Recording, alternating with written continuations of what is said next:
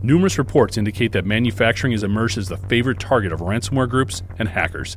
In response, a new report from Industrial Media discusses the evolution of industrial cybersecurity, its current state, and the tactics hackers are using, including phishing schemes, malware, and ransomware attacks. It also details solutions in arming manufacturers with the knowledge and resources needed to win more fights on this highly complex and ultra-competitive battlefield. Download the industrial sector's new battlefield by going to manufacturing.net/cyber.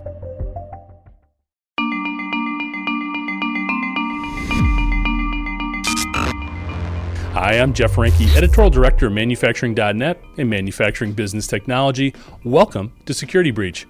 We're going to get off and running with some stats from Veeam's 2024 Ransomware Trends Report that really caught my eye. The first, according to the report, is that cyber victims reported that they were unable to restore 43% of whatever data was affected by the ransomware attack.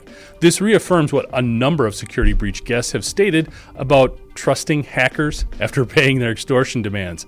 The second finding shows that 63% of ransomware attack victims restored the compromised systems directly back into their production environment without some type of quarantine or scanning method. The risk here, obviously, is simply bringing the ransomware right back to where you removed it. This is a big contributor to these ongoing frustrations we see that are associated with dwelling or living off the land attacks. As much as we'd like it to, ransomware is the story that simply won't go away. Some of this stems from a hacking community that continues to draw from a growing treasure chest of financial and technical resources. The other is that we continue to fall short in executing some of the basic blocking and tackling of cybersecurity, like protecting logins, improving visibility of our OT environment, and securing key devices. Here to discuss these topics is John Terrell. He's the Chief Information Security Officer of Phosphorus, a leading provider of security management services and solutions. John, thanks so much for joining us today, and welcome to Security Breach. So we're going to dig into ransomware. We've talked about that a ton. It's continuing to be this huge plague for the industrial sector. But I know with Phosphorus, you guys take a little bit different focus in looking at more at the device level and talking about device ransomware. Could you maybe just kind of spell that out for us a little bit in terms of how you assess that at the device level? Yeah, so I don't know that we necessarily address the ransomware component, but more about how ransomware infects those devices. And I don't know that when we're talking about the kind of OT and IoT world that we're normally talking about traditional ransomware. And the reason for that is that these devices, and for better or worse, these devices are not really intended to have additional software added to them. So we're not trying to install things. A lot of times we're actually seeing the inherent and the functionality of what the device was designed to do be leveraged for like ransomware. So think changing passwords, putting in corrupt firmware, the kind of thing that can kind of turn that device into a brick, or it could be something that you have to kind of ransomware back. That's not as much of a problem if you're talking about a Chromecast for like a consumer. You throw it out and you go get a new one. But if you're talking about $100 million of infusion pumps or gas meters or robotic arms for a manufacturing plant, that's a very different kind of like proposition. Absolutely. So we continue to talk about these issues in all of those different areas and those different assets that you just mentioned there. In your experience, why maybe has the industrial sector and manufacturing been a little bit slower to insulate itself against some of these attacks? So there's a couple of reasons for it. And I think part of it is the industrial sector, the OT folks, whether that's pharma or like manufacturing, like whatever that is, your IT side kind of got told hands off. We've got our OT specific specialists. We're going to segment those networks entirely off. These are not traditional IT, even though they've got computers in them. So they kind of got told we're special and don't touch it, just give us network connectivity. The other side of it is from the attacker side, which is a lot of their playbooks are about reproducible and kind of replicating working patterns. So if you've got a toolkit, why come up with a custom thing for these devices if you don't really understand the consequence of taking them over? Which is why I think we're seeing more and more of this. because people are starting to realize that these things are actually important. And in many cases, they're core to what their business is. But a lot of whether it's directed or kind of opportunistic, the ransomware so far has been just taking a known pattern of let's get a foothold inside of a company and then use kind of tactical tools to go after their Active Directory and trying to find ways to pivot and live off the land. And then you'll find some way to disperse kind of known ransomware. Yeah, it's really interesting because we continue to hear about the growing complexity of these ransomware organizations, how they're getting more specialized, they have more resources, and really they're taking a lot of the same traditional approaches in getting into these networks, getting into the OT environment. It's once they get inside that things have become more complex and more difficult to detect and respond to. Is that accurate? Is that kind of what you're seeing as well? Yeah, I mean the growth in the devices, the growth in complexity, the fact that these kind of segmented OT networks that you were like, oh yeah, no, that's a whole different thing you can't get to. These networks are effectively flat, and that's kind of the dirty little secret that most people don't don't really want to talk about is the fact that your corporate network and your OT or broadcast or industrial, like whatever that side is, oftentimes is a lot more porous than like people think, and within it it's very flat. So once attackers can get in, they've got a lot of stuff to poke around on. Yeah. You bring up a couple of interesting points there. I want to go back a little bit to something you were saying before about that whole sort of how we've defined the different responsibilities between the IT folks and the OT folks, and they're kind of siloed and not working together. What have you seen recently? We're hearing that these two sides, we're trying to get them more in the same room and talking to each other, but it continues to be a challenge. I guess, what are you seeing there? And has there been some sort of approach that maybe has helped getting those two sides working together more? So I think the more information that's making it out there, especially from groups like CISA, are getting people on the OT side to go like, okay, maybe we should be open to getting some help. Like maybe this is a thing that could be a problem. I think it's and I'll kind of separate the world into two buckets. One is the industries that I'll kind of call like device forward. So think the manufacturing, the oil and gas, folks where the devices for everybody in the company, they know that's core to their business. It's what generates the revenue. It's what delivers the product. The other bucket, and I think this is probably a less focused on group, which is everybody that we kind of think of as kind of the white collar, the office workers. So think financial services, tech, legal, media, those folks that we sent them home during a pandemic. And you're like, well, if we don't need the office, the devices inside of it must not matter.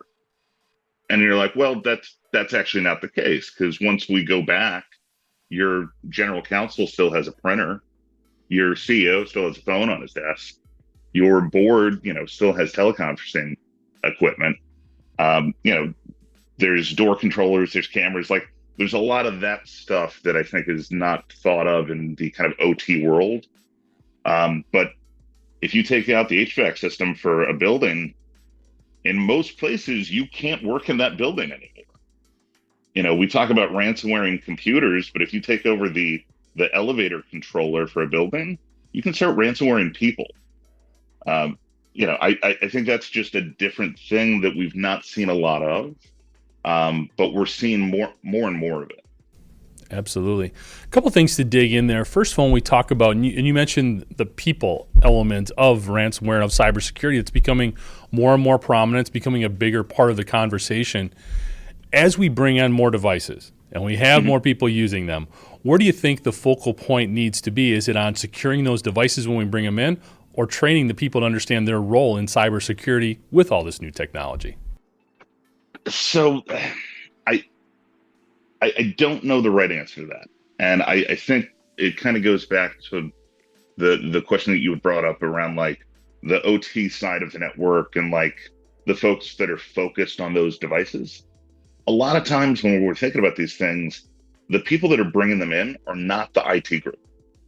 The IT folks are the ones tasked with the security, but it can be folks that are specialized in in pharmaceutical production that happen to own the devices, all the way to facilities and a janitorial staff. Like, those are not the people that you're really going to say, hey, we need to make them security experts. And trying to do this at scale to try to enroll these things if they don't have a secured default is genuinely like a difficult task, especially when you're seeing numbers like 3 to 5 times the number of devices as what you have for people. Yeah, it's So probably on the low end. Yeah, it's crazy. that's roughly what we see for non-specialized folks. So Okay. think think the office worker, that kind of like second bucket. That's Hmm. roughly the number. When you start looking at the kind of like the oil and gas world, where you've got smart meters and things like that, that number can be like a factor of like 25. Yeah. Absolutely. Well, it's interesting too, and we've been kind of bouncing around here talking about some of the different factors. The hacker is the biggest part of this component, and it feels like in some instances, going back to even Colonial Pipeline, where they're using credentials Sure. basically to get in there, it feels like in some of these cases, they're sort of establishing a blueprint that others can copy and use for hitting other industrial entities and organizations.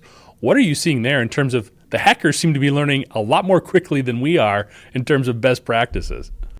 Well, I think it was Rob Joyce who ran the, the offensive side of the National Security Agency. He gave a talk a number of years ago, which was essentially the attackers are trying to understand your network and understand the devices within it, what the scope of that looks like, what the identities look like.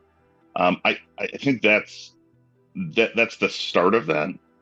I think the reason that they're getting a lot better at this is their tools are really designed to come in and they don't mind breaking things. And I think on the defender side, we've got a lot of folks that they recognize they don't know what's there. Their asset management's not right. Maybe they don't understand the flows, what's supposed to talk, and they can't answer a lot of basic questions at times. But they're also hindered by the ability to roll stuff out fast and to figure those things out. There's a lot more caution that they're going to break the network before the attacker does. So I think there's some cultural problems there that they're not necessarily empowered to be able to go in and identify that stuff. And then it's a really easily kind of a replicatable model, right? We get in, we use a bunch of these tactical tools, crack map, exec, and empire, and all of this stuff that's kind of been bundled up for folks, and it works really well. It's really good at rapidly being pervasive and infecting the rest of the network. So I think from a ransomware perspective, like it's such an easy model now that folks are like, it doesn't take a lot of skill. In fact, I think from an automation standpoint, I'm kind of surprised we've not seen more kind of leveraging kind of AI and other processes to make that a thing that kind of a one-click take over the company.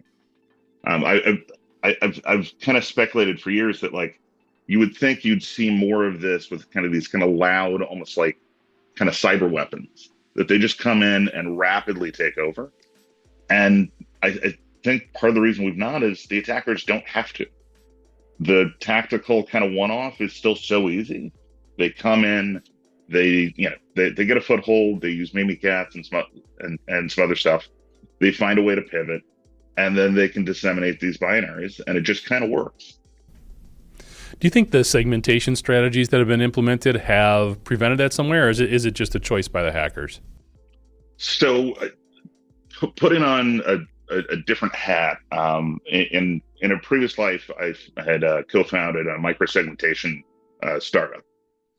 And I have always been a big believer in trying to be able to segment aggressively, but it's hard. It's a difficult thing. A lot of the products don't work well, and I think the focus is in the wrong areas. And when I think about like the IoT world and the OT world, I kind of think back to where I think a lot of the assumptions around this come from, and that having been in financial services prior, I was kind of thinking like, what is our IoT strategy, and are we concerned about this? And I think it really goes back to the New York Times hack from like 2014, 2015. So the Chinese essentially were trying to go after dissidents for like the Dalai Lama and Tibet, and it was generally it was harder for them to go after the people directly. So they tried to go after the New York Times journalists. So they broke into the New York Times to see if they could figure out how to snoop on those journalists. And the New York Times had a pretty good team, and they were able to get them out, but they kept getting reinfected. And they're like, where are these guys coming from? We can't figure this out. And it turned out that for 6 months, they were living on an IP-enabled thermostat. And that kind of shifted the understanding of, oh, we have these things on our network. We need to protect ourselves from the IoT, from the OT. Let's segment them off, and then they can't come back into the rest of the network. But I think over time, we're realizing that we're protecting ourselves from these devices and not protecting the devices themselves. And that's kind of the conclusion that we're getting to now is, oh, the devices matter. These OT things are core to our business. These other devices are special and kind of cross the cyber physical boundary that allows us to have an impact in the real world. So I think that's part of it. To go back to the original question, I think segmentation is essential, but a lot of people are barely keeping the network up. So asking them to have dynamic strategies for user policies and being able to kind of have hard cuts between certain areas, whether they're physical or logical, a lot of times it's just not practical. So you've got to find some alternative options. Interesting. That's well said on a number of fronts in terms of defining the device as what we're trying to defend, as opposed to the vulnerabilities it opens up. Well said. Right. And it's interesting. You talked a lot about what the hackers have learned and how they're constantly probing and different inroads they can take to infiltrating networks and everything else.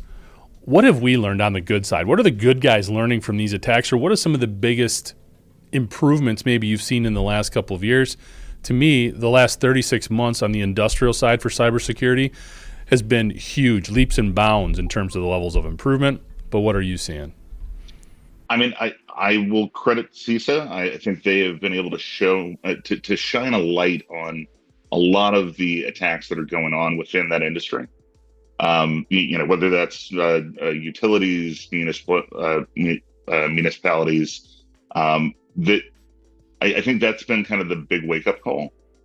I think we're also starting to see politicians start to talk about this. I was just talking to someone yesterday about the Routers Act that I guess had just passed the House. I don't know how much that was well informed and how much of that is kind of, are we trying to ban Chinese devices and making that a geopolitical thing? But I think folks are starting to wake up to the fact that these things are a real problem. I think the secure by design concepts from like CISA are a great first step. But I think one of the problems there is we're not seeing a lot of the stakeholders for the device manufacturers showing up.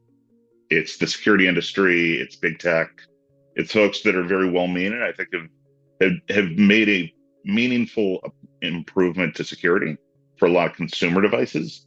But I don't think we've found that it's made its way into those industrial ones yet. So what do you think is the reason for that? Is it just a lack of collaboration between all the stakeholders? I mean, the users of that equipment need to play a role as well. The cloud security providers need to play a role. The suppliers need to play a role. Are we just not getting together closely enough to talk about security, or who's falling down there, I guess? At times it feels almost too big because it requires so many stakeholders. I think there are components of this that are addressable within pockets, but it's not going to be a one-size-fits-all type of thing. I think some of it's the device manufacturer. A lot of those device manufacturers, though, are white labeling stuff.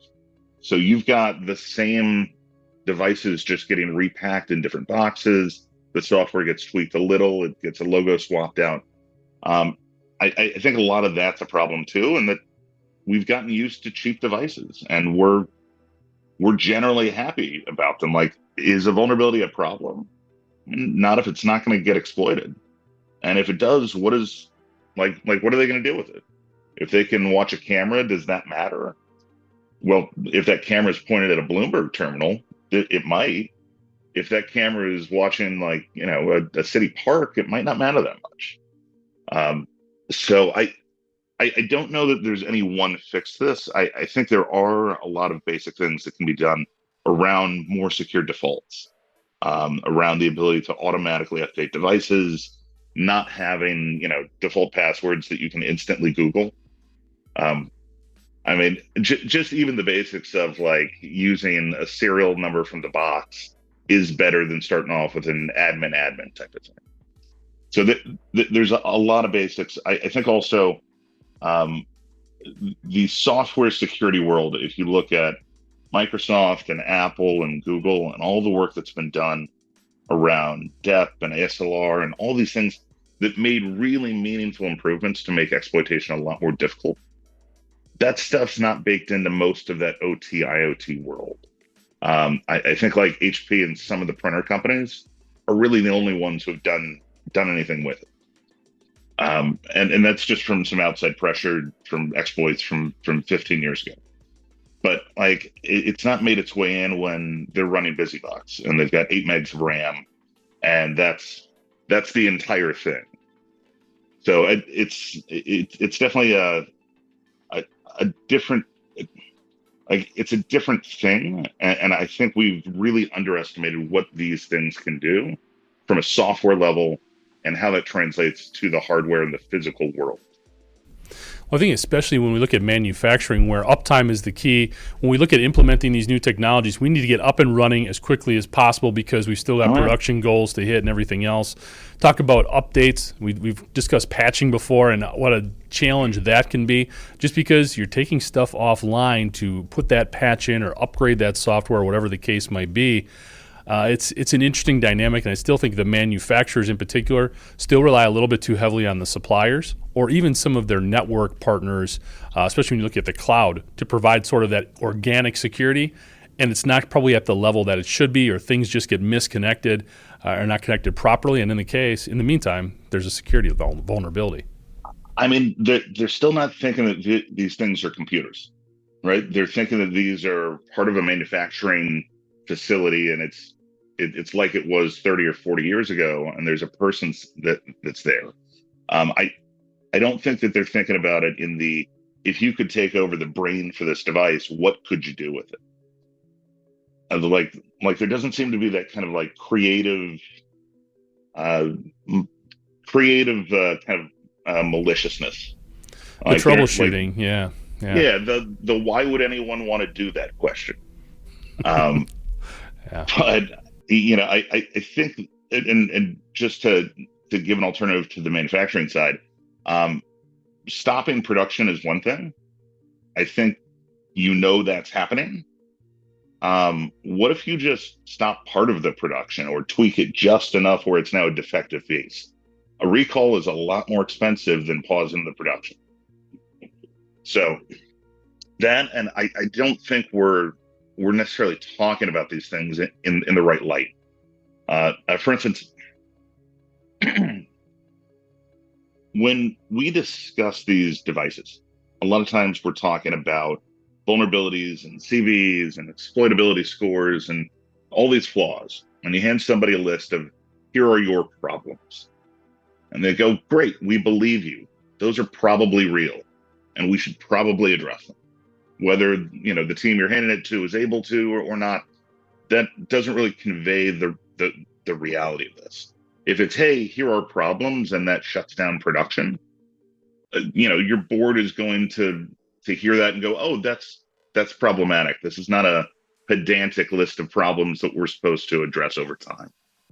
When I think about like the water infrastructure for like a city, we were talking with a customer, and they were like, oh yeah, we've got all these PLCs, and we're like, hey, we've got default passwords on them, we've got all this stuff that we found, and there's a bunch of things that we can do to help fix that. And they're like, yeah, that's great. We don't really know what those PLCs do. I'm like, oh, well, do you know what part of the network it's on? They're like, yeah, it's in the water filtration part of our network. And I was like, oh, okay, cool. So after doing some digging, we're like, so if we turn these off or change the state of them, You'll stop filtering the wastewater and poison 80,000 people. And they're like, oh, yeah, that sounds bad. It's not that we had default passwords. It's that you can poison a town. And I think that's like, we're not talking about the actual impact of what these devices do if they're tampered with, right? It's not that I've got, a vulnerability because you've got a 6-year-old firmware on an HVAC system. It's that I can turn it off and, force everybody to work from home for 2.5 years because those chillers take 3 years to build. Yeah. No, we've talked about those PLCs before in relation to the Unitronics hack that happened over in Iran and how that ended up impacting could have impacted more municipalities and businesses here in the U.S. before it was uncovered. Sure. Shifting gears a little bit here, John, let's talk about phosphorus a little bit. Maybe you could tell us a little bit about the company, what you guys are up to. Okay, so the company started in 2017, and our founders had gotten together, and I guess there was a paper from the University of Wisconsin-Madison, where the general finding was that most of these kind of IoT, OT devices had 6 or 7-year-old firmware and weren't really part of a regular IT patch cycle. They all had default passwords for the most part. And the only real defense for the market, and this has been kind of the edict for the last 25 years, is that passive collection is the only option, right? We can put stuff on a span or a tap. You can get NetFlow. You can function more kind of like an IPS, but that's the only game in town because you can't change the software. And the background that these guys were coming from was having built vulnerability scanners and had just had a different perspective. And they're like, well, what if we could go get the devices, stick them in our lab, instrument the functionality to do things like change passwords and upgrade the firmware and be able to do that for people? It's not enough to just have a vulnerability scanner to tell you there's a problem. Fixing it is the bigger challenge. So they went off and did that and kind of built this little, from a business perspective, I guess you could call it a moat, but they went with prospects, started going, hey guys, what kind of devices do you have? Oh, you've got this model camera, you've got this model of a door control. And they started going, and whether they could order it direct or go to eBay and get a used one, which has its own stories of the used stuff. They started to build up this tremendous library of devices with this kind of known functionality of, okay, these things work this way. And as we go into more and more customers, we get kind of this virtuous cycle where everybody gets these fixes as part of bringing bringing additional devices in. So they've kind of gone from, we want to find problems to fix them. And they do that.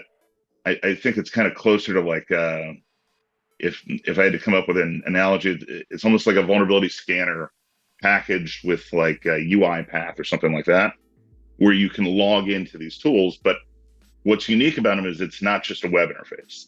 They also talk all sorts of other obscure things like BACnet and Siemens protocols and Modbus, like stuff that there's not a web proxy for. So they kind of serve as this translation layer then for when you know how to change passwords and upgrade firmware and all that, you can then wire in your IT assets. So your PAM tools and stuff like that were always kind of meant to talk to the IT world. Now it talks all of those kind of IoT things. So it's kind of a different way to leverage stuff that was never really intended to talk and never intended to have kind of centralized management. Great fit for the industrial sector. We've got a lot of legacy stuff out there that isn't used to talking to each other, so it seems like a great fit. Yeah. I mean, they're doing some fascinating stuff, and I think we found a really interesting kind of problem set that we solve. But from like my perspective, the stuff I get to see with customers is just absolutely fascinating.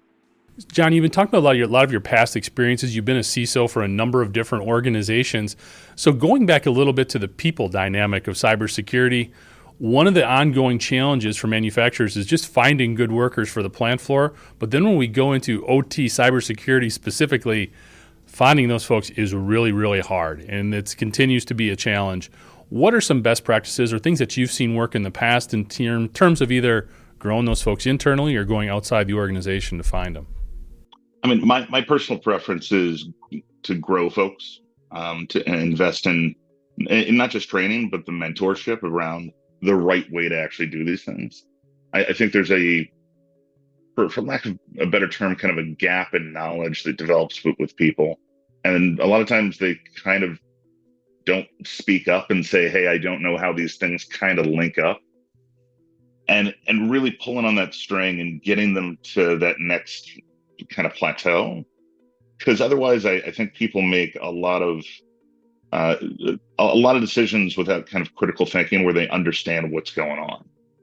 And I kind of equate it to kind of like monkeys slapping a typewriter.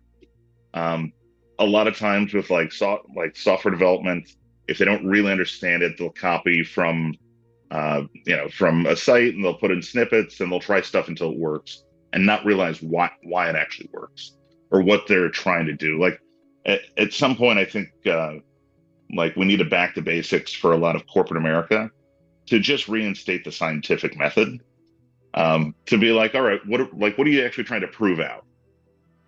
But I think there's a lot that can be done to mentor people internally. I don't know.